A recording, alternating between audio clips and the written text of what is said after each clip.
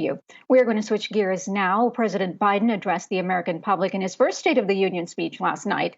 He began with a scathing attack of Vladimir Putin before turning to a range of domestic issues. Here with reaction is Republican Representative Nancy Mace from South Carolina. Representative, thank you so much for your time today. I'm sure it was a late night for you yesterday. So let's start with Ukraine. We learned that the U.S. will close its skies to Russia last night, but Ukraine is begging for its skies to be defended. President Biden reiterated the IEA will release $60 million barrels of oil from its reserves, from its stockpiles. But that accounts for just 6 days of Russian output of oil. He talked about made in America, but he never mentioned once making more energy in this country. Crude oil hit today $109 a barrel. It was $110 overnight. Your reaction, please, to his messaging and on his sanctions so far. Well, certainly it was a good start. But if you take the state of New York, for example, there's enough natural gas there to give to our European allies for the next 150 years. The United States has an abundance of natural resources. And until we can all get on electric cars, know that when you are filling your car with gas, there is Russian oil in there. And I don't think any American today wants to have a single gallon of Russian gas in their cars. We import about 600,000 barrels a day, and those barrels are stained with Ukrainian blood. We did hear today from the White House that they're looking at the economic impact of oil and gas sanctions. This is how Putin funds his wars. He makes money off of oil and gas and uses it to buy missiles, to tanks, and to invade countries like Ukraine. And we've got to put a stop to this. I don't want to be part of funding his cartel in Ukraine, or the genocide and murders and human rights atrocities that are happening in real time. We're all watching this unfold on social media, literally in real time. And I think that's one of the reasons the United States and our European allies have reacted and responded so swiftly. But there's more to do, I believe. And our neighbors to the north in Canada, they decided to put a moratorium on their oil and gas imports from Russia. I would love for us to do the same, but there will be consequences to that. We need to have OPEC increase its production. We also need to look at the natural resources we have here and how quickly we can stand up some of those to provide for ourselves and our allies around the world.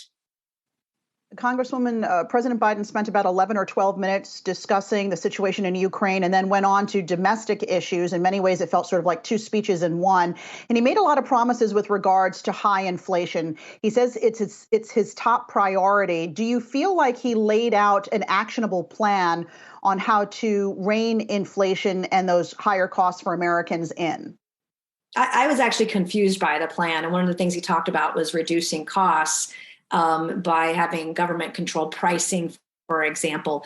We know that that isn't going to have the intended effect. And of course, it takes dollars for R&D and innovation out of the market when that does happen.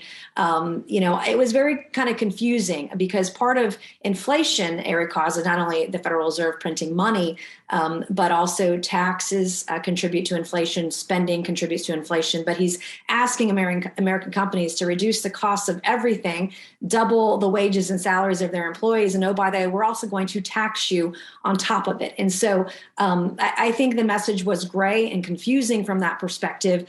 Some of the issues he brought up I believe are going to exacerbate the issues that we have with inflation. I know back home where I am in South Carolina, the cost of shelter over the last year alone is up 25% to rent or buy a home. Gas prices in our neck of the woods are also up 50%. When I go to the grocery stores with my kids on the weekends, there are empty shelves. And so this is problematic, but one of the major ways we can do that is by reining in the federal government spending. And meanwhile, in the middle of COVID-19, the federal government had record revenues. And when they told businesses to shut your doors, we continued to spend. The federal government didn't cut one dime.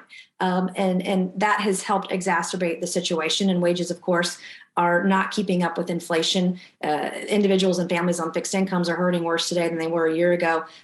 There's so much more that we need to be doing that was not discussed last night.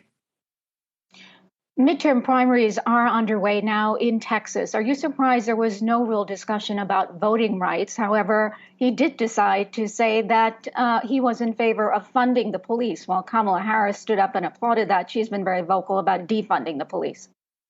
Yeah, I found it was very striking. That was one of the moments where he had a bipartisan standing ovation because Republicans have been saying for years we need to ensure that we fund the police, not defund the police, and that message of defunding the police will derail Democrats even more in the midterm election cycle. But it's one of the places where we can agree. Of the few places where we can agree, that was one moment last night where all of us were in agreement on that discussion. We want everyone, regardless of your zip code, the color of your skin, everyone wants to be treated equally and be protected and safe when they're home and ensure their children are safe in their communities, regardless of zip code or color of skin or gender. So that was a great moment last night for all of us to come together in the same chamber, both parties, both chambers, supporting an effort together.